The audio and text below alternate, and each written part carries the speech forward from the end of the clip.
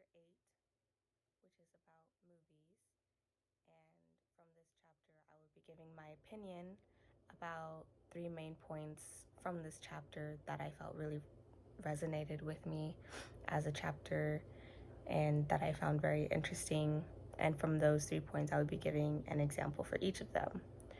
So the first one is the rise of Hollywood. I thought it was very interesting how Hollywood became Hollywood, because when they were trying to find a place to film movies and like make home for cinema, they first had been looking at places like Chicago and Texas, but due to the weather, they decided that those places weren't exactly the best place for filming.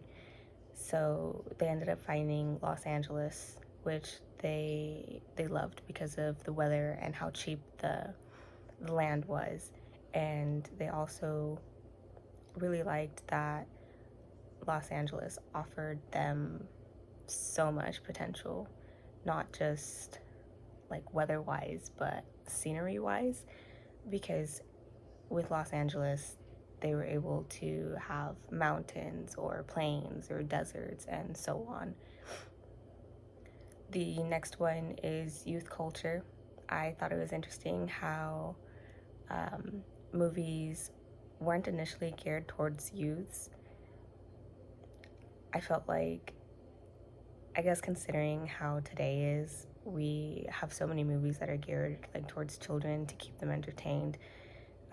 But back then it wasn't completely like that until a certain era. And at that point, they started making movies geared towards youths to kind of help them create their culture and identity and address social and political issues that normally aren't seen. And then another thing with youth culture that I found kind of cool was that before a certain point in time, like completely animated movies did not exist, which is something that I'm used to seeing because I grew up with that. So movies like Bug's Life and Ants was not a thing. And I find that so crazy. I also find it crazy that in such a short period of time, they were able to come up with things like this. Like all of this started in the late, was it 1890s?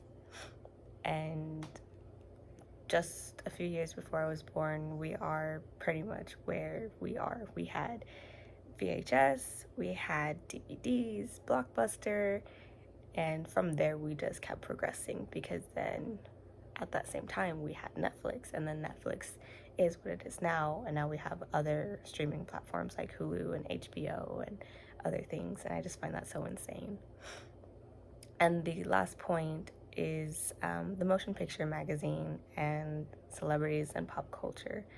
I feel like this is the point where magazines kind of became a really big thing, and diving into celebrities' everyday lives also impacted youth culture and just American culture in general, because then we began trying to live our lives the way they do, or we're constantly judging them positively or negatively.